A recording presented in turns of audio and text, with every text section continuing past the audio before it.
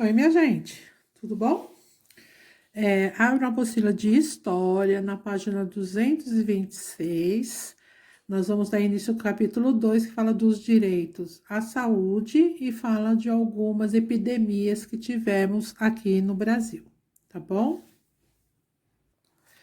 Na página 227, vai falar sobre o direito social à saúde, que a saúde é o bem-estar físico, social e mental, tá? Não é só a pessoa tá boa assim, não pega uma gripe faz um ano, né? Mas a pessoa tem problema físico, tem problema social, né?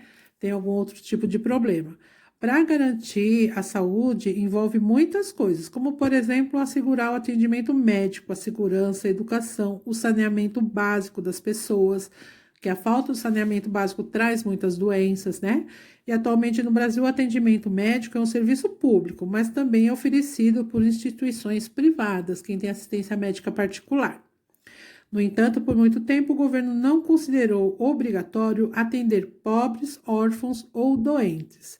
Esses cuidados costumavam ser realizados por membros de instituições religiosas ligadas à Igreja Católica, como é o caso da Santa Casa de Misericórdia. Aqui no Brasil, por muito tempo, a saúde ficou aos cuidados da Santa Casa de Misericórdia. Essa é uma das irmandades mais antigas do país e foi criada pelos padres jesuítas depois do período colonial, que foi mais ou menos em 1539. Como não existiam médicos, né, eram os próprios jesuítas que cuidavam dos doentes. O intuito, né, o objetivo dos integrantes da Casa de Misericórdia era ajudar os pobres, os doentes e os inválidos, né, quem tinha alguma dificuldade ou deficiência motora, né? Essa irmandade recolhia e criava crianças abandonadas, rezava pelos vivos e pelos mortos e administrava também os cemitérios. A Santa Casa de Misericórdia foram se modificando ao longo do tempo, conforme as necessidades e o crescimento da população brasileira. Elas existem até hoje, estão presentes em quase todas as capitais e em muitas cidades no interior do Brasil. Atualmente funcionam como hospitais, promovendo exames, cirurgias, consulta médica. Em muitas cidades, a Santa Casa é o único hospital. Hospitais públicos, postos de saúde e unidades de atendimento só foram criados a partir da segunda metade do século XX. Por esse motivo, a importância da Santa Casa para cuidar da saúde no Brasil. Aqui fala um pouco da rainha portuguesa Leonor, né, que ela foi uma das fundadoras da Irmandade de Invocação a Nossa Senhora de Misericórdia. Em 1948, essa Irmandade, ela cuidava de doentes, alimentava as pessoas que tinham fome, oferecia abrigo para os viajantes, sepultava os mortos, né, conforme a religião católica. E para cumprir seus objetivos, essa Irmandade fundou dezenas de santas casas em Portugal, até a morte da rainha em 1525. No Lupa na Mão está falando que lá na Santa Casa de Misericórdia tem muitos médicos, enfermeiros, tem muitos funcionários que recebem salário, porém tem muito trabalho voluntário, né? Então aqui eu queria que vocês dessem uma pesquisada na internet sobre essa forma de trabalho voluntário. Não precisa ser na Santa Casa, tem vários tipos de trabalho voluntários. Tem alguns que são voltados em hospitais, em postos de saúde, em escolas públicas, em ONGs, né?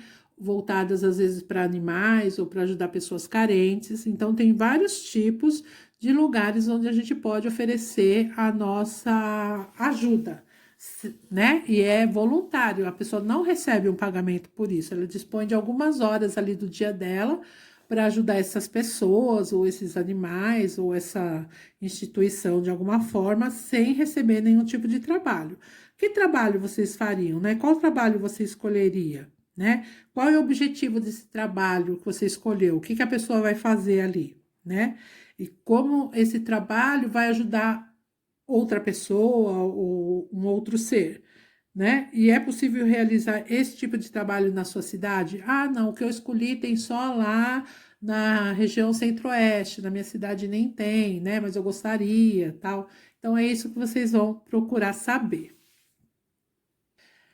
Se vocês não quiserem, não precisa anotar em lugar nenhum, é só ter de cabeça que a gente vai fazer um bate-papo. Aí tem o trabalho das parteiras e dos barbeiros. Barbeiros todo mundo sabe, né? Que o que faz a barba, corta o cabelo, mas poucos conhecem os trabalhos das parteiras. A Santa Casa possibilitava atendimento a todas as pessoas, pobres ou ricas. No entanto, até 1808 não existia faculdade de medicina no Brasil. Por isso, existiam pouquíssimos médicos, porque eles precisavam estudar lá na Europa para se formar e vir trabalhar como médico aqui no Brasil. Então, só ia estudar na Europa de quem tinha muito dinheiro, né? Por muito tempo, os barbeiros fizeram o papel dos profissionais de saúde. Além de cortar barba e cabelo, eles extraíam dentes, realizavam sangrias, que está aí no glossário para vocês verem o que é, para ajudar a aliviar dor de cabeça, febre, resfriado, né? E também faziam procedimentos médicos, eram chamados, como eles realizavam esse tipo de procedimento, como se fosse um médico, eles eram chamados de barbeiros cirurgiões. E os nascimentos já eram realizados por parteiras, né? Elas também receitavam ervas medicinais para vários tipos de doença, então chá disso, chá daquilo, sabe? Muitos barbeiros e muitas parteiras eram africanos ou afrodescendentes, e esses profissionais utilizavam técnicas e conhecimentos tradicionais lá da África, coisa que eles aprenderam lá, eles usavam aqui, tá bom? Então, as parteiras eram mulheres que ajudavam nos trabalhos de parto, quando as mulheres iam dar à luz, ter seus bebês, elas auxiliavam, além de auxiliar também como um pouco profissional da saúde. Na atividade do Mão na Massa, vocês vão escrever por que tinha poucos médicos no Brasil colônia. Ainda falando sobre saúde, temos algumas epidemias, né? Atualmente temos remédios, vacinas, técnicas e exames disponíveis. Com isso, muitas doenças podem ser descobertas, tratadas e curadas. Algumas doenças, como a varíola, foram inclusive erradicadas, quer dizer, foram eliminadas, acabaram, não apareceu mais ninguém com essa doença, tá? Esses avanços médicos são recentes na história, né? Que eles datam de 1900, muitas pessoas morriam dessa doença, né? Até descobrirem o tratamento, a cura para essa doença, para sarampo, para tuberculose, tá? Que além de curar também previne, né? Que são aquelas vacinas que as crianças tomam, né? No Para Saber Mais, vocês vão saber que tem pessoas que lá em 1900 eram contrárias às vacinações, elas não queriam ser vacinadas. Então, para elas era tudo muito diferente, elas tinham medo, achavam que as pessoas iam ficar doentes ao invés de não ter aquela doença. E por incrível que pareça, em pleno ano 2020, ainda existem pessoas que não levam seus filhos para ser vacinados, não acreditam nas vacinas, acham que é coisa do governo e tal. Porém, o que acontece? Algumas doenças que foram erradicadas, né, sumiram, nunca mais se teve caso, é capaz de voltar por causa da falta de vacina de algumas pessoas. Então, a partir do momento que eu não quero tomar uma vacina, eu também estou assumindo um compromisso de adoecer uma outra pessoa. Porque se eu adquiro uma doença que já estava erradicada, que não tinha mais no Brasil porque eu não quis tomar vacina, o que vai acontecer? O meu vizinho pode ficar doente, né? O meu filho pode ficar doente para a escola e contaminar outras crianças, né? E assim vai aumentando o contágio, tá bom? Então, a pessoa, né? O ideal é que todos se vacinassem. Na página 231, vocês vão ler aí como surgem as epidemias, né? Quando uma doença afeta muitas pessoas no mesmo lugar, ela é chamada de epidemia, que não é o mesmo caso que estamos vivendo agora, tá bom?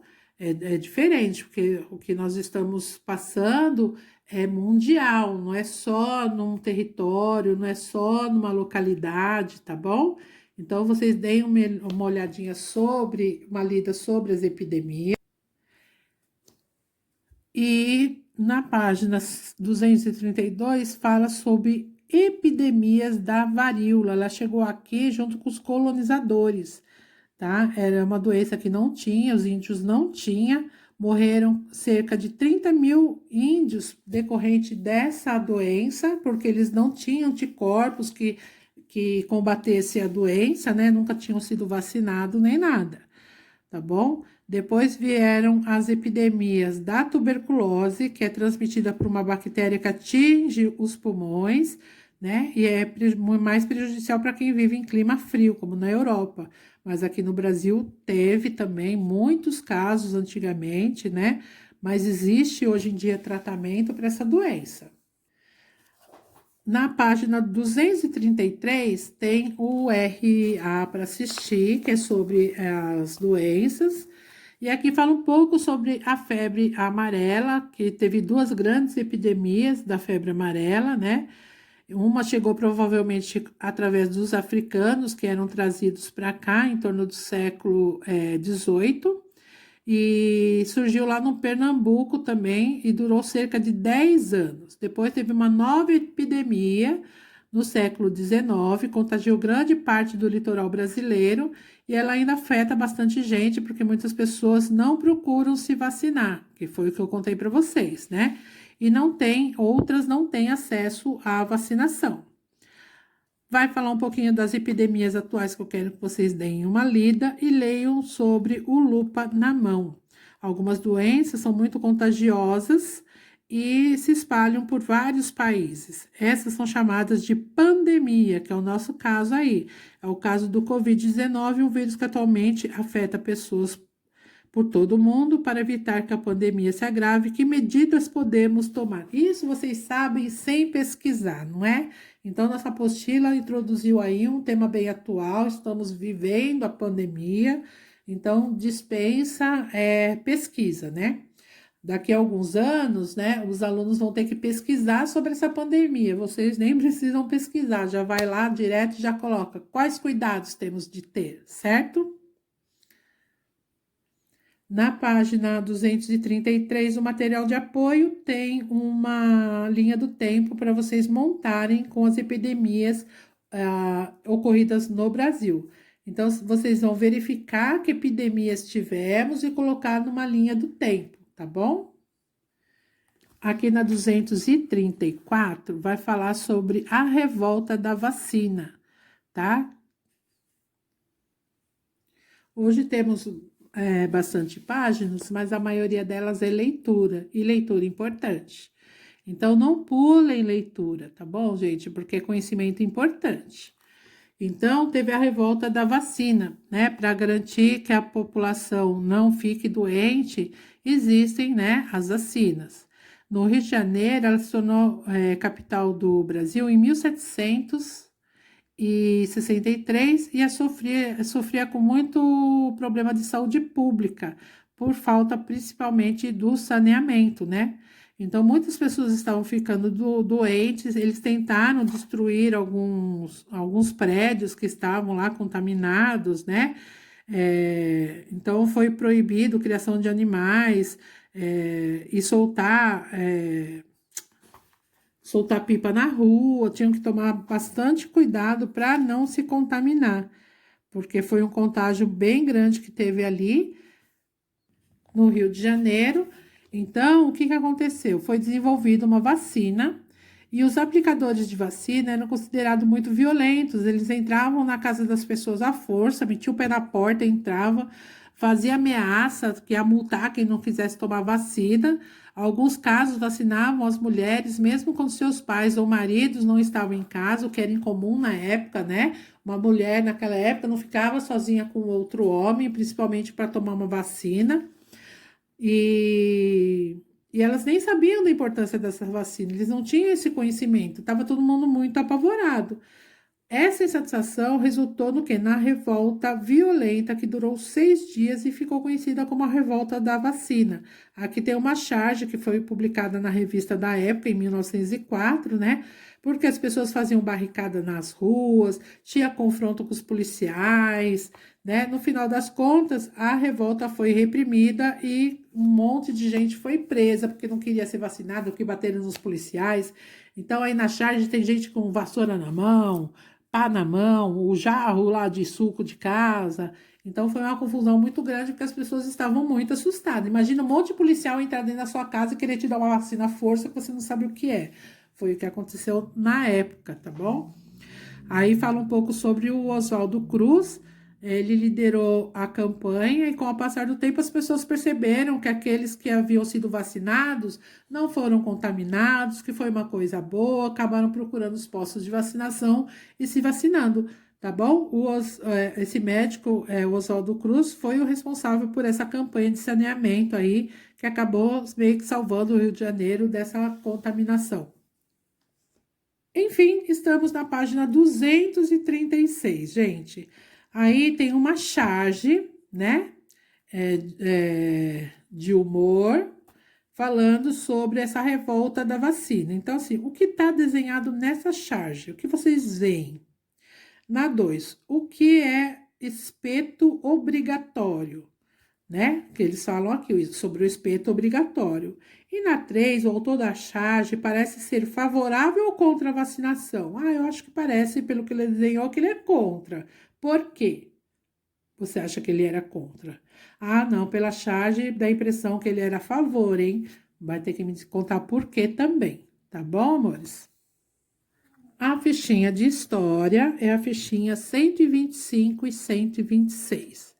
Não deixem para acumular lição, tá bom, amores? Peguem, vão assistindo o vídeo, vão realizando as atividades que tem na apostila, que são poucas, né? Que atividade mesmo que tem para fazer é a da 125, 126 da fichinha.